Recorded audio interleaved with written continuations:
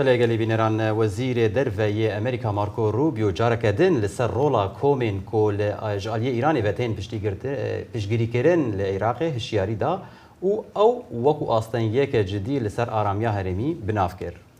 مارکو روبیو دەڵێت دامەزراندنی ئاشتیەکی بەردەوام لە ڕۆژهەڵاتی ناوەڕاستدا بەبێ سنووردارکردنی چالاکی ملیشیاکان نایەتە ئاراوە.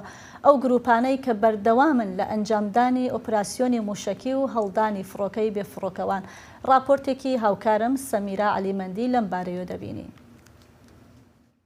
هەفکێشەیە سیاسی لە هەرێمێ گوهرتنەکە نو دەبینە. پشتی لاوازکردنا شیانên حماس و حزبەڵایە bi durbeyên serbazî niha Washington fişarê dixe ser grûpên çekdar ên li Iraqê. Wezîrê Derveyê Amerîkayê Marco Rubio hişyarî da û ragihand ku divê dê dema danûstandinên ya daşnameya li hevpêgehiştinê ya bi Îranê ra çareseriyek ji bo vê pirsgirêkê were dîtin.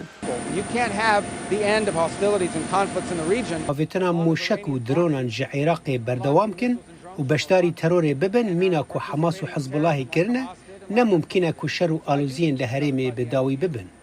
وزیر روبیو li destpêka vê mihê ji Komîteya Karûbarên Derve ya Kongresî ra gotibû ku dijwartirîn pirsgirêka li Iraqê di bandûra milîşiyayên ku ji hêla Îranê ve têne piştgirîkirin de ye. û tekez kir ku rêveberiya Trump dê derfetê bide Serokwezîrê nû yê Iraqê Elî El-Zeydî ku vê pirsgirêkê çareser bike. Di heman çarçûvê de pêngavên dîplomatîk lestir dibin.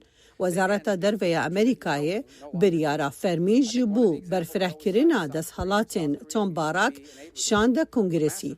Da ku wekînûnerê serokatiyê yê taybet ji bo Sûriya û Iraqê heta dawiya sala 2026 kar bike. Ev yek tê wê wateya ku Washington her du welatan wekî yek qada ewlehiyê dibîne.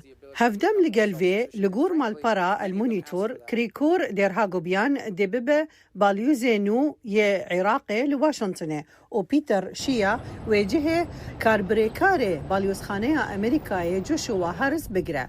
Pêngaveke ku wekî bersiveke dîplomatîk li hember qonaxan û tê dîtin.